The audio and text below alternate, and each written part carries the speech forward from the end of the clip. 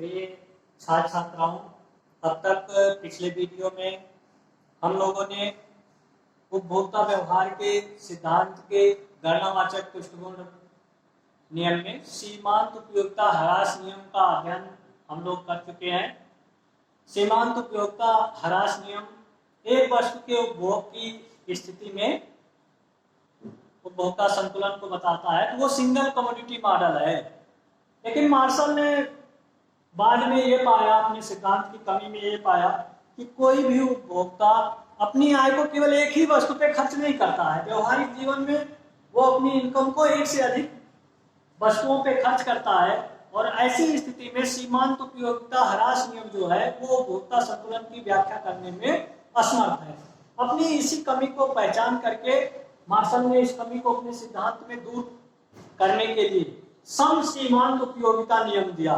तो इस नियम की भी मान्यताएं वही है जो पहले नियम सीमांत पृष्ठभूमि ह्रास नियम की मान्यताएं हैं। बस कंडीशन ये है कि सीमांत पृष्ठभूमि ह्रास नियम जो है वो केवल एक वस्तु की स्थिति में उपभोक्ता व्यवहार का अध्ययन करता है, जबकि सम सीमांत उपयोगिता नियम एक से अधिक वस्तु की स्थिति में उपभोक्ता व्यवहार का अध्ययन करता है। मार्शल ने बताया कि जब कोई उपभोक्ता अपनी आय को एक से अधिक वस्तुओं पर व्यय करता है तो उपभोक्ता का संतुलन उस बिंदु पर होगा जहां पर प्रत्येक वस्तु की अंतिम इकाई से प्राप्त सीमांत उपयोगिता और उनकी कीमतों का अनुपात मुद्रा की सीमांत उपयोगिता के बराबर हो जाए। और इसी बात को उन्होंने एक इक्वेशन के माध्यम से दिखाया कि मान लीजिए एक्स वाई जेड वस्तुओं का उपभोग कर रहा है, तो x से प्राप्त होने वाली सीमांत उपयोगिता MUX और x वस्तु की कीमत का अनुपात PX ये इक्वल होना चाहिए y वस्तु से प्राप्त सीमांत उपयोगिता MUY और y वस्तु की कीमत अनुपात PY और z वस्तु से प्राप्त सीमांत उपयोगिता MUZ और z वस्तु की कीमत PZ। इसी तरीके से अन्य और भी वस्तुएं हो सकती हैं, तो MUN/PN इक्वल टू होना चाहिए MUN। MUN क्या है? मुद्रा की जो सीमांत उपयोगिता है, मुद्रा की जो सीमांत उपयोगिता है उसके बराबर होना चाहिए। अब इस बात को हम एक टेबल के माध्यम से समझ लेते हैं। एक टेबल के माध्यम से इसकी हम व्याख्या करेंगे, दो वस्तुओं की स्थिति को लेकर के, और एक टेबल के माध्यम से देखेंगे कि कैसे जो है उपभोक्ता जो है विभिन्न वस्तुओं पर या दो वस्तुओं पर अपनी आय को टू गुड्स के मॉडल के रूप में हम इसकी व्याख्या करके देख लेंगे, टेबल के माध्यम से भी और ग्राफ्स के माध्यम से भी।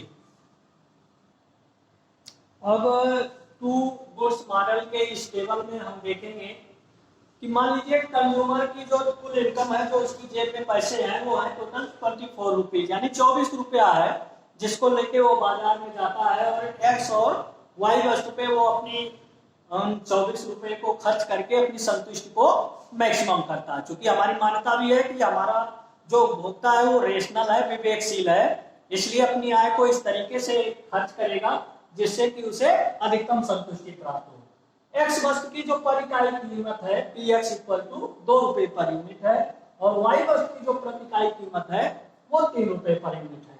उसके लिए तो ऐसी स्थिति में जो डिफरेंट कॉम्बिनेशन उसके लिए मार्केट में उपलब्ध है, जिन पे वो खर्चा कर सकता है, वो एक्स की इकाइयां हैं 1 2 3 4। पहली इकाई से 20 यूनिट के बराबर सीमांत उपयोगिता मिल रही है, दूसरे से 18, तीसरी से 16, चौथी से 14। इसके बाद हमने निकाल लिया कि एक्स वस्तु की सीमांत उपयोगिता और कीमत का अनुपात, यानी इसको हमने उसकी कीमत से डिवाइड कर दिया है, MUX को उसकी प्राइस से डिवाइड कर दिया। प्राइस कितनी थी? 2, तो 2 से डिवाइड किया, 20 को तो 10 हो गया, 3 को तो 9 हो गया, 16 को तो 8 हो गया, 14 को 2 से डिवाइड किया 7, इस तरीके से 10 को डिवाइड किया तो 5। इसी तरीके से PY हमारा 3 है, तो MUY जो Y वस्तु की सीमांत उपयोगिता है उसको हमने 3 से डिवाइड कर दिया। 24 को 3 से डिवाइड किया 8, 21 को 7, 18 को 6 और 15 को। अब हम ये देखेंगे कि भाई कंज्यूमर हमारे टोटल इनकम को अपने 24 रुपीज को एक्सपेंड करके, व्यय करके मैक्सिमम सेटिस्फेक्शन कहाँ प्राप्त कर सकता है। तो जो हमारा इक्वेशन था जिसमें हम ये कह रहे थे कि MUX/PF equal to M U Y upon P Y. तो ये इक्वेशन देखिए ये कहां पे बराबर है, ये मैंने जो एक्स और वाई वस्तु के यूटिलिटी और M U upon P Y को घेर रखा है, यानी चौथी इकाई पे वाई वस्तु की ये जो है ये कितना है, M U Y upon P Y ये 5 है। और इसी तरीके से छठी इकाई पे एक्स वस्तु की M U X upon P X ये कितना है, 5 है। अब हम ये देखेंगे कि इस पे उसकी इनकम कितनी व्यय हो रही, तो चौथी इकाई है और 3 रुपए प्रति यूनिट है, तो 4 इकाई 3 रुपए प्रति यूनिट के हिसाब से 12 रुपए total expenditure on Y goods जो है वो 12 रुपए कंज्यूमर के खर्च हो जाते हैं।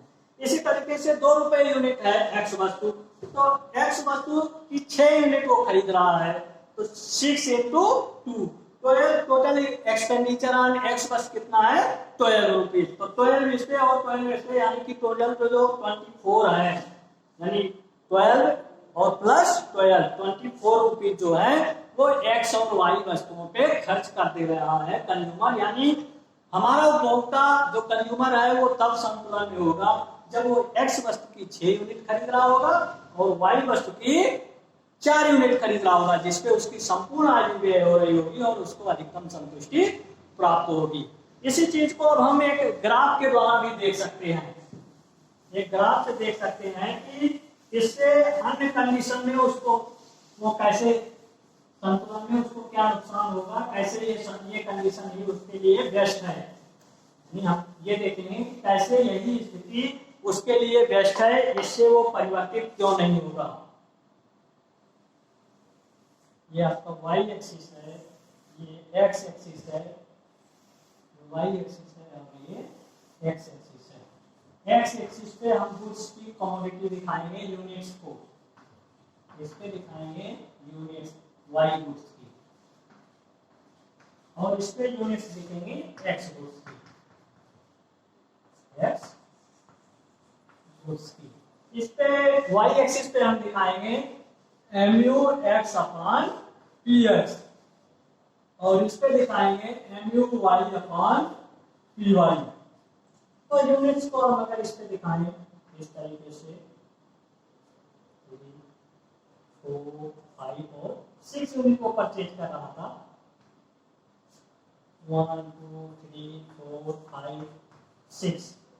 तो जो हमारी लाइन बनेगी इस तरीके से गिरती हुई, ये रेखा होगी mu x अपॉन px की, mu x अपॉन px की, ये छठी यूनिट है, छठी यूनिट है, और इसकी खरीद रहा था 4 यूनिट।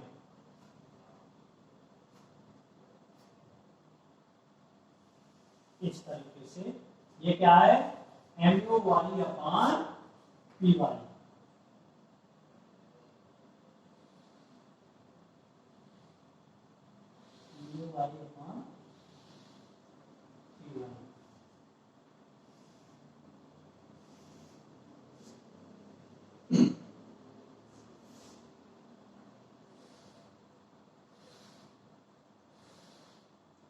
तो यूनिट बाय यूनिट अगर इसकी 5वीं इकाई, अब कंज्यूमर के पास अगली जो कंडीशन है 1, 2, 3 और 4 यूनिट खरीद रहा हो। अब अगली क्या कंडीशन बनती है, हमने टेबल में ये देखा, हमने टेबल में देखा था कि भाई एक्स वस्तु की तो 6 यूनिट परचेज कर रहा है और वाई की 4 यूनिट परचेज कर रहा है, जिसपे उसकी टोटल इनकम व्यय हो जा रही है। अब सपोज करिए कि मान लीजिए कंज्यूमर जो हमारा है वो ये सोचता है कि नहीं हम वाई की एक अतिरिक्त इकाई और खरीदेंगे, यानी 4 से 5वीं इकाई के लिए जाएंगे। तो उसके लिए हमें एक्स की कुछ इकाई त्यागनी पड़ेगी, क्योंकि टोटल इनकम तो स्पेंड हो रही है, यहाँ से पैसे बचाने पड़ेंगे। एक इकाई अगर एक्स को हम त्याग रहे हैं तो हमें कितनी यूटिलिटी त्यागनी पड़ेगी, ये लॉस, कितनी यूटिलिटी का लॉस होगा, और एक इकाई इसकी अगर हम बढ़ा रहे हैं तो कितनी यूटिलिटी का गेन होगा, ये यूटिलिटी का जो गेन हो रहा है। तो आप देख सकते हैं कि जो कंज्यूमर लॉस है वो ग्रेटर देन है कंज्यूमर के गेन से। इसलिए हम कह सकते हैं कि कोई भी कंज्यूमर इसके पहले की जो स्थिति है, जो 6 यूनिट x की है और 4 यूनिट y है, इसी पे रहना चाहेगा, वो y की एक अतिरिक्त यूनिट लेना नहीं चाहेगा। इस चीज को हम इक्वेशन के माध्यम से और देख सकते हैं। ये ग्राफ आपके समझ में आ गया होगा कि भाई अगर ये 6 यूनिट में 1 यूनिट की कमी करके और y की 1 यूनिट बढ़ाता है, तो y के 1 यूनिट के बढ़ाने से उसको जो लाभ हो रहा है, लाभ का ये जो एरिया है, वो यहाँ जो इसको छोड़ने से जो नुकसान हो रहा है उसकी तुलना में बहुत, यानी जो नुकसान है उसकी तुलना में लाभ बहुत कम है।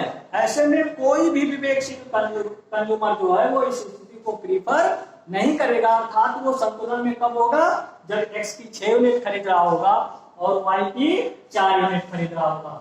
इक्वेशन के माध्यम से इसको थोड़ा सा और देख लेते हैं कि मान लीजिए MUX अपान PX, इसको मान लीजिए मान लेते हैं कि MUX upon PX equal to MUY upon PY।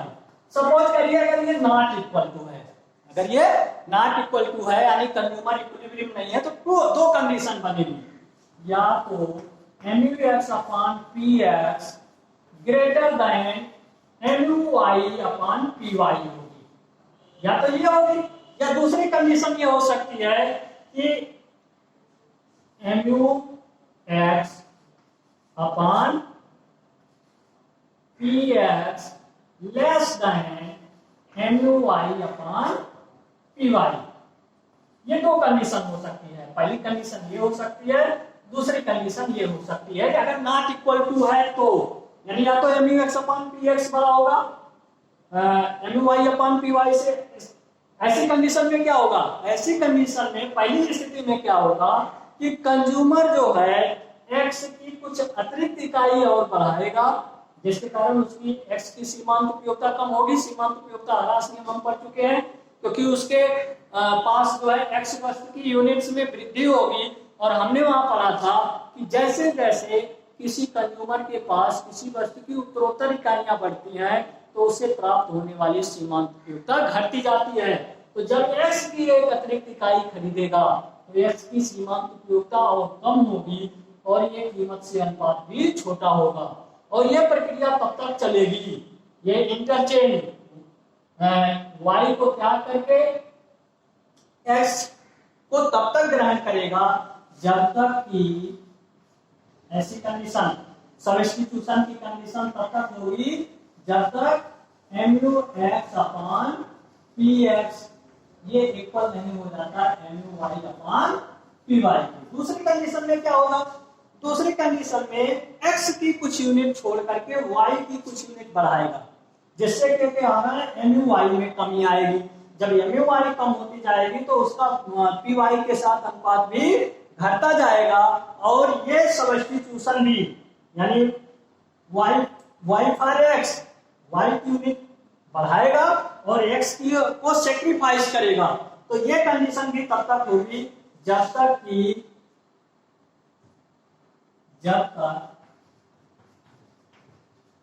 MUX upon PX MUY upon PY के इक्वल ना हो जाए। तो छात्रों, आप सबसे पहले तो जो सीमांत तुष्टिकोण ह्रास नियम है उस वीडियो को एक बार रिपीट करेंगे, उसकी मान्यताओं को देखेंगे, उसकी कमियों को देखेंगे। इसके बाद फिर ये सम सीमांत उपयोगिता नियम को पढ़ेंगे, क्योंकि सम सीमांत उपयोगिता नियम जो है वो सीमांत तुष्टिकोण ह्रास नियम पे ही एक सुधार है। आप इसको अच्छी तरीके से अध्ययन करेंगे और अपने व्हाट्सएप ग्रुप पे इससे संबंधित जो कमेंट होंगे वो कमेंट को डालेंगे।